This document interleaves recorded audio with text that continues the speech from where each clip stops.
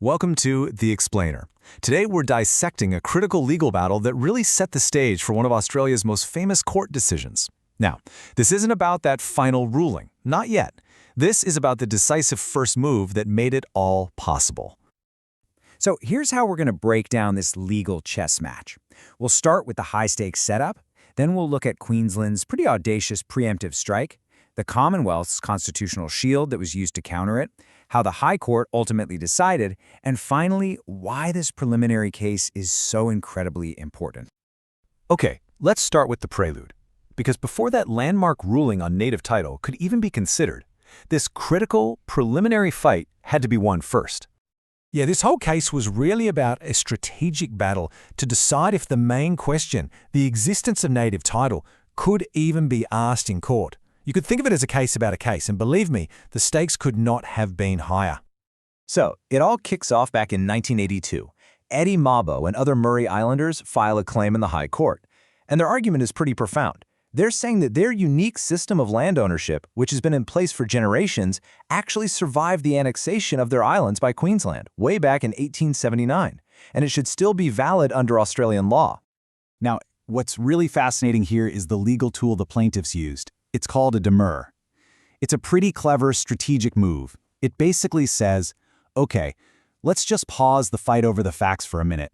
Let's assume Queensland's legal defense is valid on its face. We're arguing that it's inconsistent with a higher law, which makes their whole defense totally invalid from the get-go. And that brings us to Queensland's incredibly powerful countermove. You could call it a legislative bomb. And it was designed to end the entire case before the main arguments could even be heard. So 3 years into the case, the Queensland government takes the fight out of the courtroom and into its own turf, Parliament. They passed this law, the Queensland Coast Islands Declaratory Act 1985, and it is aimed squarely, and I mean squarely, at destroying the Mabo claim. The goal of this act was, well, it was draconian. It was an attempt to rewrite history. The law flat out declared that when the islands were annexed in 1879, any and all traditional land rights were automatically wiped out. If this act was valid, the Mabo claim was completely dead on arrival. And just listen to the language here. It is absolute. This was a legislative attempt to just declare game over, by arguing those rights never legally survived in the first place. So, faced with this massive legislative roadblock, the plaintiffs couldn't argue against it within the Queensland system. So what do? You look higher. You go for a powerful constitutional argument. And here's where the constitutional play gets really interesting. The plaintiff's shield, it had two parts. First, you've got the Commonwealth's Racial Discrimination Act, which guarantees equal property rights for everyone. And second, you've got Section 109 of the Constitution itself, which basically says that when state law and federal law clash, federal law wins. And right here, you can see the direct collision course they were on. The Queensland Act was so specifically targeted. It was designed to wipe out a category of property rights, these traditional rights that were uniquely held by one ethnic group, the Meriam people. But the federal RDA? It was designed to prevent exactly this kind of thing, a law that diminishes the rights of one group while leaving everyone else's untouched. So, this clash of state versus federal law brought the entire issue to a head in the High Court, and the entire fate of the Mabo case hinged on their answer. The central question was just profound. Did Queensland's Act create equality by putting everyone on the same legal footing, or did it create inequality by destroying the property of a very specific ethnic group? The court, as you might imagine, was deeply divided on this. So the court split into two camps. The minority argued for what we call formal equality. They basically said, hey, the act just removed a unique right to make the law the same for everybody. But the majority, they saw it completely differently. They were focused on substantive equality, arguing that the act actually created inequality by stripping one specific group of a property protection that all other Queenslanders enjoyed.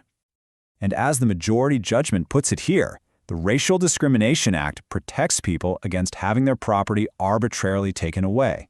And because Queensland's Act directly attacked that protection for one specific group, federal law simply had to win out under Section 109.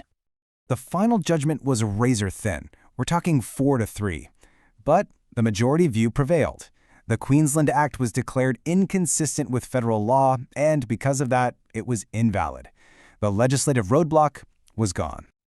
So, why does this one case matter so much, especially if you're an aspiring barrister? Well, it's an absolute masterclass in constitutional law and legal strategy. Perfect stuff for anyone prepping for the bar exam. Okay, here is the bar exam gold. This case is your textbook example of federal supremacy under Section 109. It perfectly shows the power of the RDA to protect property rights. It's a brilliant showcase of using a demurrer strategically. But most importantly, it proves that sometimes the victory that just lets you keep fighting is the one that matters most. Winning Mabo number 1 didn't grant native title. All it did was clear the path so the main question could finally be asked. And it would take another 4 years before the High Court would finally have to answer it. Does the common law of Australia recognise native title? And that answer, well, that answer would change the nation.